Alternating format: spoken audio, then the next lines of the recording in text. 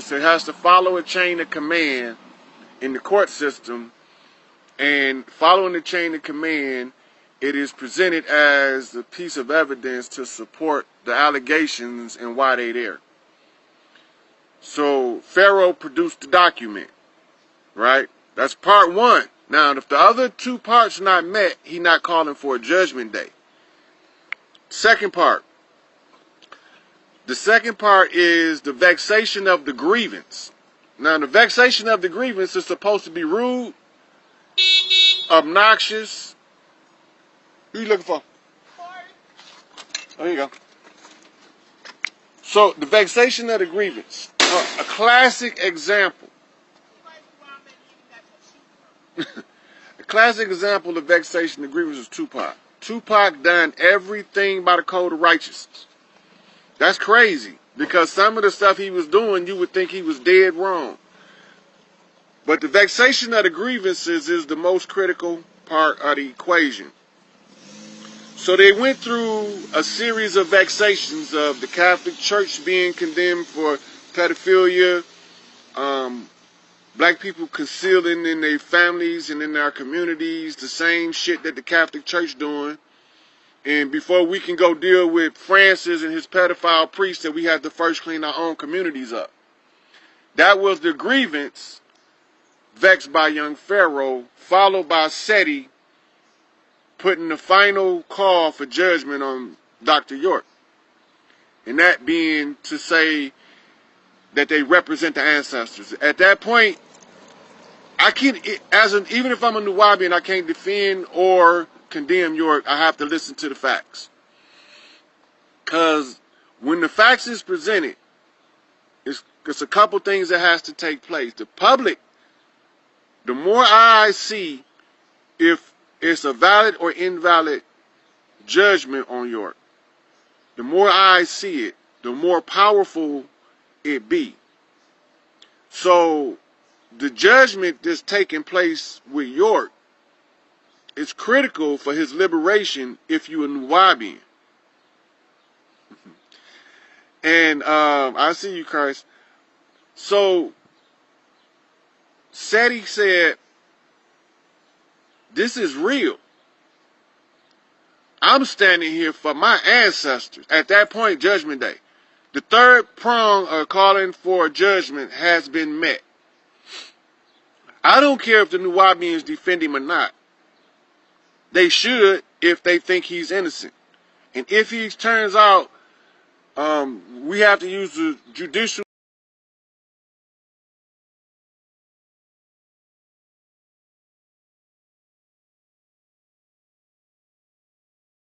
Yeah, they not. Yeah. Man, They calling them illegal aliens. Yeah. The ones who's got the blood right to the land, and that's why they keep coming home. Dang. That's crazy. Okay. Go ahead. Let's move on.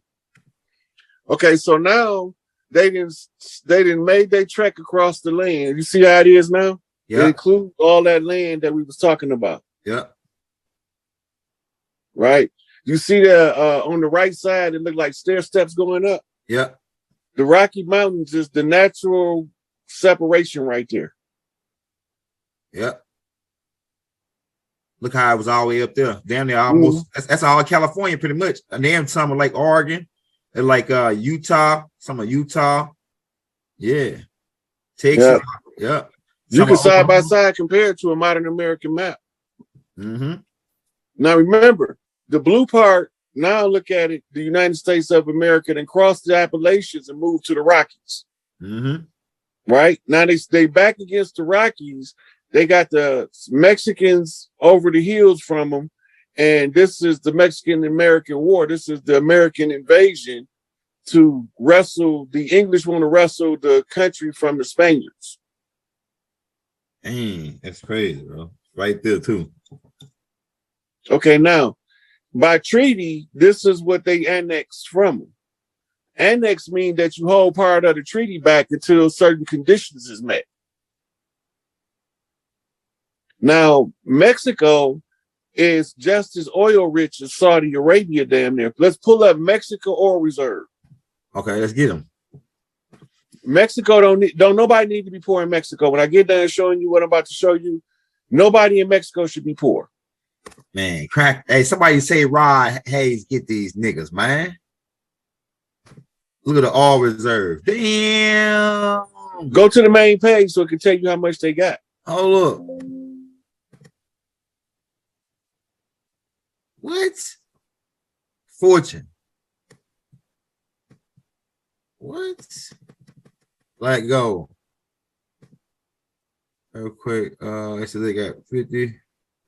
Magnitude. Go back to the main page because we want to see. Okay, let me go back. Okay, go to all at the top. I got you. Let me get this out of the way. It says 58 billion barrels. 5.8 billion barrels. Yeah, from here. Yeah. Okay, what it say in 2021? Crude oil reserve in Mexico amounted to 5.8 billion barrels, a decrease of 50% from the 10.5 billion barrels reported in 2009. Mexico is the second largest crude oil producer in Latin America, ranking behind Brazil. Damn. Why they poor? That ain't all. Go ahead. Get these niggas, right? Right. So pull up Mexican mineral wealth.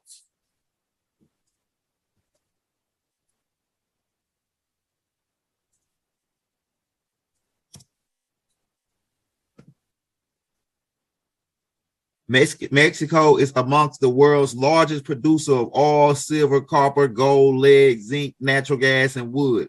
Other minerals such as mercury, cadmium, anonymous, magnesium, iron, and coal, and also are found. Okay, now look, before you go any further, see the dark print? So, amongst the world's largest producers of oil, silver, copper, gold, lead, zinc, natural gas. So again, why is they leaving Mexico to come up here for a fucking job? Yeah. Go ahead. All right. Now, all the same, pull up Texas oil production. This would have been Mexico wealth too had America not annexed Texas.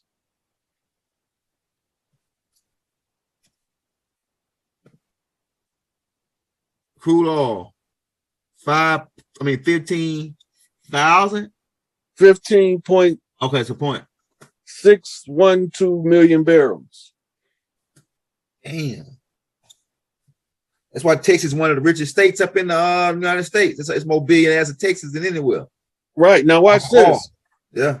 This oil is not traded on the open market. The American military buy all American made oil for the National Reserve. Uh-huh. All of this oil they've been buying it from the producers or the producers. They've been buying the oil and they've been saving it for critical times. In case, because remember, they defeated Japan by cutting off their fuel supply. Yeah. Right. So that's what made the Japanese become kamikaze or wind warriors, flying their planes into the boats. Yeah, go ahead. Right. So, they stealing the wealth from Mexico. Somebody is. Right.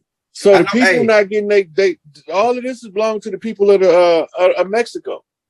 Hey, there's a connection between, because when Madrid took over, because he was a connection with Bushnell, and Bushnell was connected with the Rockefellers, and the Rockefellers, John D. Rockefeller was the all Standard Oil, and they was down there in Mexico drilling for oil, Standard Oil. That's John D. Rockefeller now. Now watch this. Put in Arizona oil wealth. Oh shit. Somebody say, shit. All of this came on the heels of the Louisiana Purchase.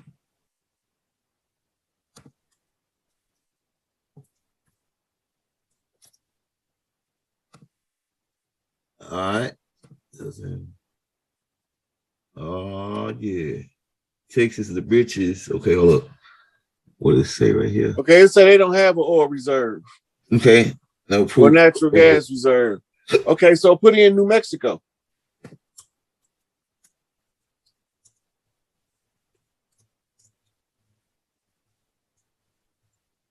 Yeah, they have collected 7.8 billion. Project can go okay, states off. Search Mexico. Oh, It say the state accounted for more than 11% of total U.S. crude oil production. What? That's a big number though. 10% is a big ass number. That's a big ass number. Yeah. That's like 100,000 out of a million. Yeah, look at the number. Crude oil. 3.365 million barrels. That's 3.365 billion barrels of crude from New Mexico. Now remember, this all revenue that Mexico as a nation would have had they not annexed this. Now let's look at Nevada and California to see how much wealth is being stolen by the organic people from Mexico proper.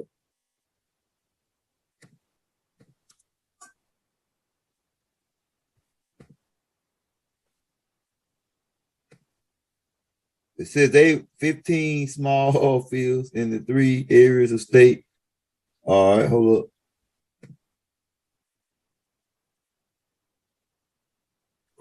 So it says Nevada. It's not significant. Okay, now California. All right, we got you. But that's still a lot. But 10% just alone in New Mexico. Yeah. Now that didn't even count what they getting as Mexico and what they would be getting if Texas was still Mexico. 1.8 million barrels is coming from California every day. Oh, it's consumed every day. Hold up. Damn, that's a lot of. Oh, this. Oh, and California has having now. Oh, will. The question is, if they producing this much gas fuel in California, why is their gas prices so much higher on the West Coast? Exactly. That's a good question. All right, now, so we know that somebody's stealing money from Mexico. They use the treaties to annex California, Arizona, New Mexico, Nevada, and Texas from Mexico. Texas became the Lone Star State. It's the only state that doesn't need congressional approval to sever from the Union. So the state of California, the state of Texas, if it decided to secede from the United States, can form itself up into many as 5 different independent nations. This is all in a treaty arrangement. Right? So now Texas got representatives in the Senate and Congress because they became a state. The same as with New Mexico, Arizona, California, and Nevada. Now, all of these people that they calling the illegals, this is what they stealing from them proper. Fire, man. So when we talk about the Indigenous Rights Act and reclaiming the wealth of the land, reparations is pocket change. It's a distraction. Because we got full right to the mineral wealth of the earth according to the motherline coming out of Big Mama house. Right? The coal and the gold. Or in this case, liquid coal, which is oil. That's right. Right? So when you're looking at people in poverty, don't think that their nation is poor because the people in poverty. Just realize that somebody's stealing the money at the top and not sharing the wealth with the people from the land. And the people need to be in the outrage. But the people are so busy trying to make their day-to-day life that the harder the taskmaster and the more oppressed they keep them, the less they can see their way out of the oppression. The guy, put this name in your Google. I want people to see who he is. His name is Emilio, Amilio Zapata, Zapa. I got him. Yeah. We got his head right here. This is the Marcus Garvey of Mexico. Oh, yeah. I made a movie about this dude. They don't like us talking about him. Let me blow him up. Click the first picture. That's the one I like with the big Garvey mustache. I got you. Let me get him out there. Let me get him. Right there. Mm-hmm. He look like Pablo S. I mean, he look like that dude. What's that one name? Not Pablo. Yeah, the other one that was working for Pablo. That they kept on arresting. The feds kept on arresting. He broke out. Not Gustavo. What's that dude name? Somebody drop in the chat. They know who I'm talking about. The one that was moving in the underground. Let me get him pulled up, right? Damn, what the hell just happened? You were just in there. Yeah, I'm like right here. I got it right here. Boom. I got a bigger hard drive on the way, so I'm gonna have this all neater. So and I'm gonna have all your folders, every class we do saved up. Okay, where is it at? Boom, I got them right here. Oh yeah. So Emilio Zapata. Chapo, yeah, Chapo, that's his name. Chapo. He look like El Chapo. No, he don't look like El Chapo. Yeah, darker though. You know, he got the black. He got some black in him or whatever. A dark skin. He was probably about my complexion. But listen, his name Emilio Zapata. We need to know about him. Okay, go ahead. Emilio Zapata was the freedom fighter that influenced Che Guevara. He influenced, he told Pablo Escobar what to do. Not Pablo Escobar, the famous Mexican Pancho Villa. Pancho Villa.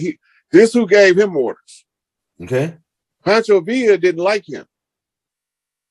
But the people knew that this man right here was the one with the solution to the national problem. So he got sold out by Pancho Villa for a movie career.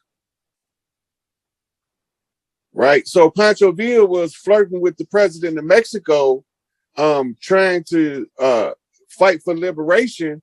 And they came to him first. So they wanted him to give them Pancho Villa, and he wouldn't give them shit. Because he's looking at Pancho Villa as a valuable asset to the liberation of the people. Right? So Pancho Villa not looking at it the same way as Emilio. He's looking for self-aggrandizement. He want to be a celebrity. So when that's what ended up getting him hit by the military, because Pablo was, not Pablo, I keep calling him Pablo, but he was willing to negotiate with the El Politico, the political figures of the country that was setting up a legal fiction. Emilio Zapata was against it. Now, the thing about this, put in, go back to the search engine, because the Zapatista, Zappatista,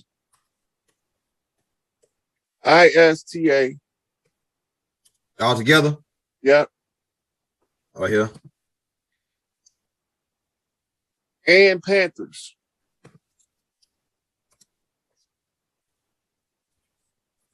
This was an alliance made coming from Tupac. This black flag with the red flag. No. What it's gonna be? It's gonna say Zapatista, and it's gonna say Panthers, one union. It's gonna have both of their logos gonna be tied together. You see this book right here? I don't see it. Okay. You don't see it on here at all. Okay, all right, let's try that. Oh shit, that's okay. I see what's going on. Hold up. Let's try that. Okay, this might be. Yep, there you go. Okay, let me save it and blow it up for you real quick.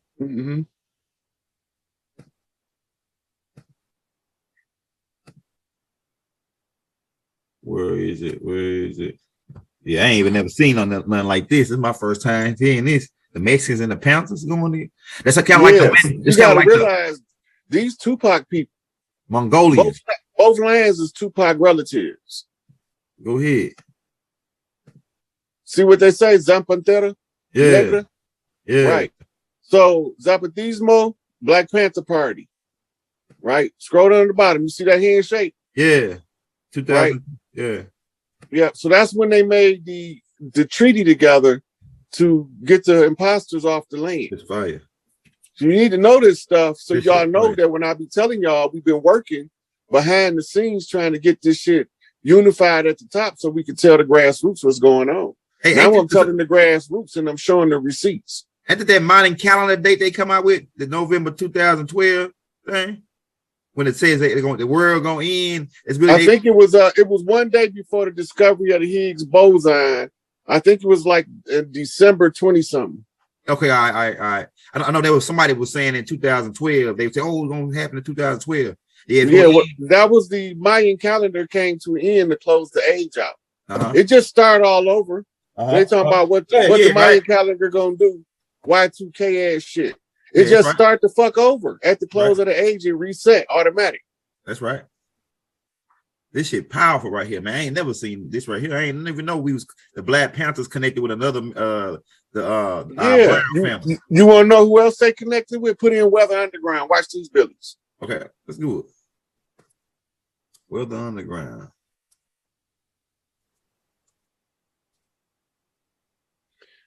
This is why I tell y'all I don't get into that skin-based shit, because these motherfuckers was fighting and going to prison for us, trying to help us out of a condition.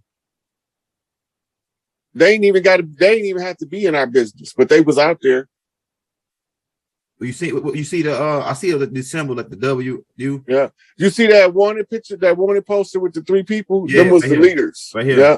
Them was the leaders. They was all had affiliations with the Black Liberation Army. Right. Then another group we had an allegiance with, I can't think of the name of that motherfucking group. Right. So this was the wanted poster for the Weather Underground. They was leading the underground resistance in the Midwest. They was coming off of a college campus. I don't know if it was the University of Michigan or Michigan State, but they was broadcasting. They had an underground radio station. Back then, instead of hacking onto somebody's social media, you would go and create you a radio station that carries so many blocks, and then you had your little own broadcast. Right, this is what they was doing. So Malcolm X was doing too. Malcolm X was doing it. Right, because they understand the power of using the radio back then is like the internet now. That's right. Right. That's right. Okay, now, go to. You got a couple more slides too on this thing too. You ain't go over like these. Like I don't know if it's like you was going to go over these or not. Like yeah, because these is castles they converted into prisons. This is where we was going next, because how do you hide a castle from the people who belong in the castle? Right, turn it into a prison. That make a lot of sense. Turn it into a prison. This is a castle that was converted into a prison in 1866. Wow, that's crazy. Okay, let's go. Keep going. You might as well go in a row. This is Marquette Prison in upstate Michigan, right? This is supposed to have been built in the 1800s, but you can clearly see that this is around 1300s architecture. The only thing is new is the shingles. They used to be on the top ceramic roof tiles. Yeah, you can tell. They took the ceramic roof tiles off, and then they put modernized roofing on here. Probably had leaks or something because it's old as hell. Yeah, you can tell the brick style laying, the style of how they laid the bricks. If you study architect, you can tell it's like at least between 13 and 1400s. Okay, let's look at the next one. All right. So they turning our prisons in jail. So what do you think they got in store for the royalty on the land? Right. Which prison? Okay, which prison? Joliet Correctional Facility. This is a prison, and it was a castle. You could tell it's clearly a castle. Yeah. But they converted it into a prison. Joliet Correctional Facility. Go to the next one. Yeah. Okay, I'm not sure which one this is. But this is another one of the castles they converted into a prison. That's a big ass castle. It's a big ass prison. Damn. Everything we built for good, they use for our demise. We got to use. And that's in Philadelphia. That's like our stronghold. This was a stronghold for the Moors. No, fuck the Moors ain't got nothing to do with this. What we talking about now? But wasn't no such thing as a Moor when this was going on. Okay. So the when we built this, you know, around the time we built it, it's okay. We can say natives. We can say natives for people that don't like the word. Yeah, because that's who built this shit. That's why there's no records and no slaves building none of these castles. Yeah. This right here shit is real old, man. You can't tell me this shit ain't at least. That's why conveniently look. They conveniently keep saying everything is built in the early 1900s after slavery, right? Mm-hmm. But there's no record of a workforce the size it would require building this village. They would have a whole village nearby. Yeah. This shit old as hell. This shit okay, let's go to the next one. At least 1200s. Okay. I think that was the last one. Besides the ones that I had already had for you laid out. This prison. Okay, hold on. Let me go back. All right. So, like, could you break down the prison that Baba and Larry Hoover them at? Because it's built like some kind of the Florence. See how it's built like a triangle? Mm-hmm. It's got to be some kind of alchemy, and then they underground and shit. Listen, I tried to go there in the Astros, right? It's the most dark and gloomiest shit you can imagine. I couldn't even get through the conjure they got around that motherfucker, and it's all dark. Yeah, this shit is deep right here. There's two triangles. Actually, they got 3 pyramids shaped right here. Yeah, most of the modern prisons is built like an X, look like an X from the air. Right. Pull up Ionia Bellamy Creek. All right, spell that for me. IoniA. New word. Bellamy. There you go. I got it right there. All right, let me save this. Oh yeah, you finna. Hey, you going in, brother? Hey, y'all hit that like, hit that subscribe button, man. We're gonna show you brother some love. We dropping this cash app in the links every 5 minutes. These modern prisons like this one I'm finna show you was designed to be able to drop bombs from the air and know exactly where you hit. What? Hold on, let me pull that joint up, man. Oh, I just hit it right here. Here we go.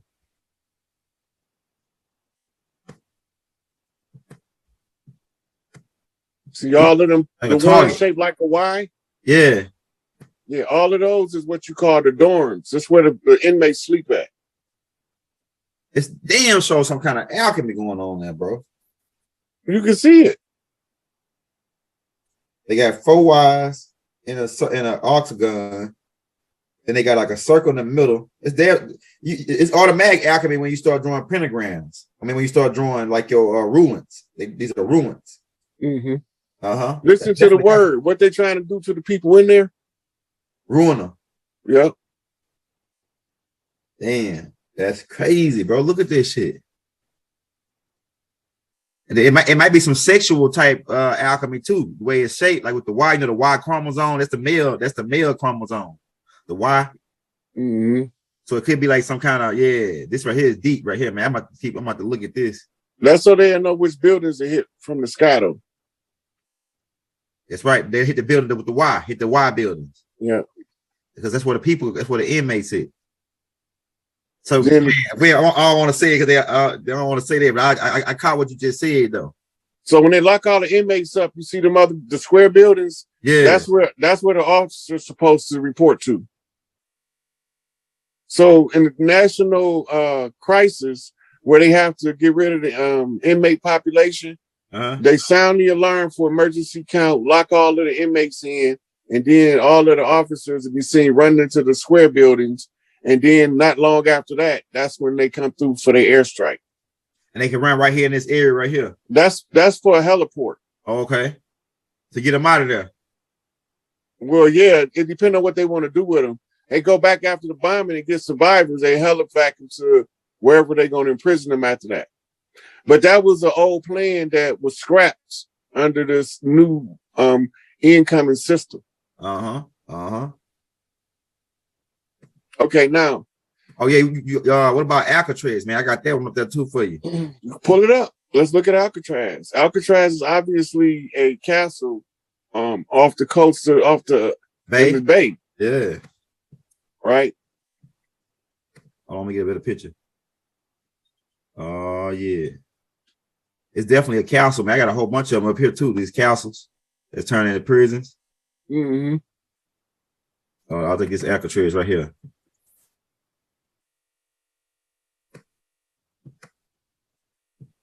Yeah, you can tell that was a fort. It was a fort. Mm-hmm. That's what they said. They made turned the military base into a prison. But you got to remember, they're still old as fuck. Yeah, yeah. Right. So they might say it was a military base, but when did it become the military base is the question. Yeah. Because it was probably one of our castles, and we probably had this one where we boat across.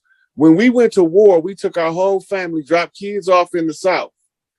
When we say drop the kids off in the South, we mean from the Texas, Louisiana border all the way into Florida. Mm-hmm.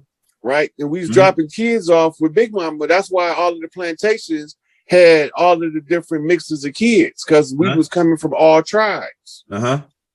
Right. So this is how they filtered us out and merged in the Mongolian Hun hybrids that they had. And they was using the servants and passed them off as us to sign treaties. Yeah, that make a lot of sense now. That make a lot of sense. Right. So Lois and Clark is going to assess the lay of the land. We gotta remember, they went on that expedition because of the Louisiana Purchase. When they get to Louisiana Purchase, they get a land report from the French. From the French land report, they know that all of the people from the land went southeast. We going to fight Gullah Wars.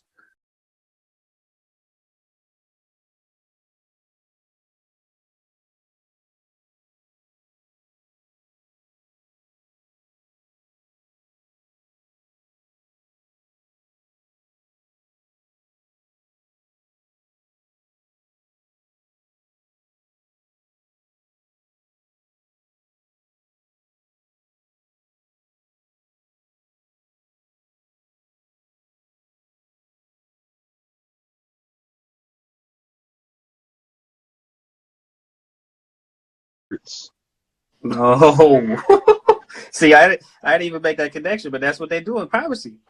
Right. Now, this is also being told to us in the public domain with an Admiralty flag. The Admiralty flag is, right. The Admiralty flag staked on the land under salvage law of the high seas to pillage the people on the land. Who idea was it? It had to be a pirate. Who was the best pirates? The conquistadors. And who are they? I'm trying because they in the comments dropping who it is. Conquistadors is Blackamoors and Tawny Moors, right? The Tawny Moors is the figurehead, the front of the Blackamoors. The Blackamoors don't want to be seen. So they put the Tawny Moors up to do their dirt. Because they relatives. Yeah, because Moors is the one who showed them how to get over here. Now, when you go back to Cortez, what's the first thing Cortez did when he got to South America? Start killing motherfuckers, right? Out the gate, that's an open declaration of war. Yeah. Who ended the war? They did. Where you find that at? You read anywhere where somebody ended the war? Nah, they ain't said it ended. Nobody said it ended. The contract was predicated up on the ceasefire. Yo, okay. Now that's starting to click. Okay, so you keep going.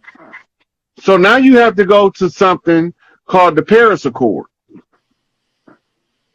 The Paris Accord is known in the Moorish community as a treaty of peace and friendship. And if you look at the Paris Accord and the motivator for it, what motivated it? It was a ceasefire agreement because the British was robbing the Moors on the high seas when they was returning with wealth that they had captured over here. Oh, wow. In turn, the Moors, the conquistadors, was robbing the ships of the British when they got done robbing the other Moors. Wow. Right? All this is in the paperwork. This is actually the backstory. They were fighting each other, and they fought to a stalemate. And when you had a stalemate, in order to start over with a new chess game, you both have to see the game is over. Now we got to start with a fresh game. The fresh game is the new contract. Mm. The new contract is an agreement between the British and Crown and a corporation called Al Marak. The corporation known as Al Marak headquarters was in a city called Fez. Mm. Fez is the capital, or one of the major cities, I should say, of modern day Morocco. But modern day Morocco wasn't Morocco before the 50s. What was it? It was grouped in with Tunisia and I think Algeria or Algiers as what they call Al-Maghrib. Right? The problem that they have, they already got kicked out of Africa. Now Europe is kicking them out of Europe. They need somewhere to go. Right? Now, their offspring can be seen. Tipper Tib, prime example. Right? Mm-hmm. You can look at his history, because the Arabs is the initiators of the transatlantic slave trade in the sacking of African villages to get what they called black labor. They called it black labor because anybody that's classified as a slave mean they have a debt. And debt equals slavery equals death. So you become blackened by being captured under the rules of war. Yeah. And yeah, I keep telling people we were prisoners of war. The Indians were just prisoners of war. They couldn't have killed all right. So the whole time since 1492 to 2012, we've been in a perpetual state of warlock. Mm. When you locked in war, you don't have access to your wealth. So they created the fiat to put levies and liens against the estate of the POWs. Right. Under the idea that they're never going to realize that they are the actual heirs to the estates that we are holding hostage. They're not going to realize that. And at the close of the age, had they not come to the realization that this they shit, they forfeit for lack of a claim. Mm. Right? Because at the close of the contract, all debts is due in the following Jubilee year, 2022. Now, is the go around with that is the fact that they didn't give proper disclosure, or would you say they gave disclosure? We were just looking in the wrong places for the disclosure. They've been telling us the whole time exactly what they was doing to us, but it was coded. Mm. We didn't know how to read the code, and that's why they had to make sure that they constantly reiterate ignorance of the law is no excuse. If you don't know the code, nigga, go learn it. Mm-hmm. That's what they didn't want us reading. Right. Now, the other reason they didn't want us reading is because if we ever figure out what a legal dictionary is, a medical dictionary, and an etymology dictionary, we are going to have the blueprint to unlocking the entire puzzle. Right? So, when the leadership that's organic to the land is held indisposed, that means that they can't walk the land as free men and exercise their jurisdiction. Right? If they can't exercise the jurisdiction, they have to call forth the next available chief to look at the problem and see if he can figure it out. Hey man, I need you to come over here and look over this legal work because I'm seeing something, but I can't quite make out what I'm looking at. Right? So then we go through a series of passing the problem around to different chiefs. This goes back to Noble Drew Ali saying in the Oral Statements and Prophecies, I'm going to leave these people in power long enough for y'all to learn how to run a government. When you understand in the legalese, the deceptive language of legalese, and how it is cross-referenced with etymology, and how it is also cross-referenced with medicalese, you cross these languages, and then you unlock the colloquial language, the common language. In this case, is American English. If we was in London, it would be the Queen's English. It's a different English, but they both English. Mm-hmm. Right? Now, we don't just, the authority on what we call colloquial modern English is Noah Webster's dictionary. That's the authority. The authority for the Queen's English is the Oxford University Dictionary. Right? And the Hans Word Dictionary of Etymology is the encyclopedic dictionary set that they never want you to get your hands on.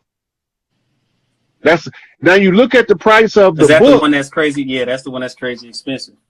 Yeah. When you look at the price of the books, anything that will accelerate our learning and seeing the problem is priced out of our reach. We can't afford that money. Right?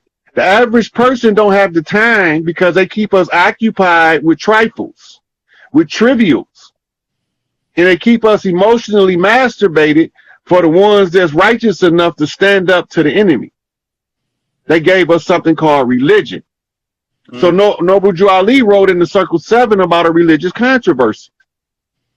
So that was my warning not to get into religious controversy with anybody because it's dogma. Mm-hmm. Which takes me to Albert Pike. Albert Pike is the one who generated the dogma for the Red Lodge, Scottish Rite, 32 Degrees, Honorary 33rd, masquerading as the founding father that we call George Washington. The real George Washington was born in Barbados. I was gonna say, the fraud is allegedly born either in Virginia or France, depending on which angle they want to send you on. He's born in both places, according to their records. In France, they called him Adam Weishaupt. You know him as the founder of the Bavarian Illuminati. But when he's over here, we call him Albert Pike. Now, the pike is a fish. Right? This is a code. Because they told, the so-called Christ told his disciples, I will make you fisher of men. Right. In order to catch fish, you need hooks. So King James said, watch the letter J. Because it used to be straight. Now it's a hook. Now it's got a hook. The funny thing about it is James is ionis in its original form, Latin, but when you translate it into English, it becomes James, but the definition of it in the original language is fish. Wow. It's also the same James Jones, which is Jonas or Jonas. Jonas is like saying more than one fish. It's a plural. Right? So when you start looking at these things, you're like, wait. This is not right. This is incorrect. So then he'll say, hey, I'm going to call a couple of my brothers over here and see if they see what I'm looking at. Because this can't be what I'm looking at, because if this is what I'm looking at, it's telling me a particular direction that somebody is coming at us. It's a warning. Right. Right? The side effect of the religious controversy is another chapter called misery. Misery is the thing that keeps us from seeking the liberation. Because we would rather be comfortable under control of somebody else than to be temporarily uncomfortable to be under our own control. And having to fend for ourselves. Right. Right. So now we face with the dilemma. Upset the peace to establish justice and be uncomfortable for a period of time in order to give your descendants eternal comfort. Or go along to get along and wait till it fall apart and hope that you get something out the deal. Them the only two positions. So from what I was looking at, I said, if I make the claims, all I got to do then is start having the different chiefs on the land come look at this. Hey, the contract is up. Now, the only way this contract not up is two ways. They held up every part of the agreement, which we know they never held up a single part. We can't find a treaty that's ever been honored because all of them is in litigation as we speak. It wouldn't be in litigation had they been honored. Right. So now that give us what we call superior claim on the contract. The only problem is we have to figure out how do we apply superior jurisdiction in order to secure a superior claim. We have to follow the laws of nature and go back to our original culture. They gave us a remedy in their system during the life of the contract. But when the contract expired, the remedy expires with it.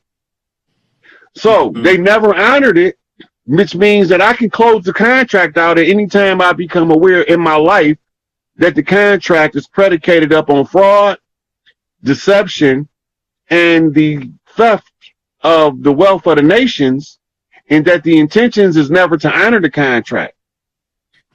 The last one, the intention to never honor the contract, becomes self-evident. That means it presents his own self as evidence based off consistent actions from the occupier to never honor a single contract. If they've never honored one, they continuously make them, they never honor them, but they always hold us to them. That means that they never had any intentions of honoring any other contracts.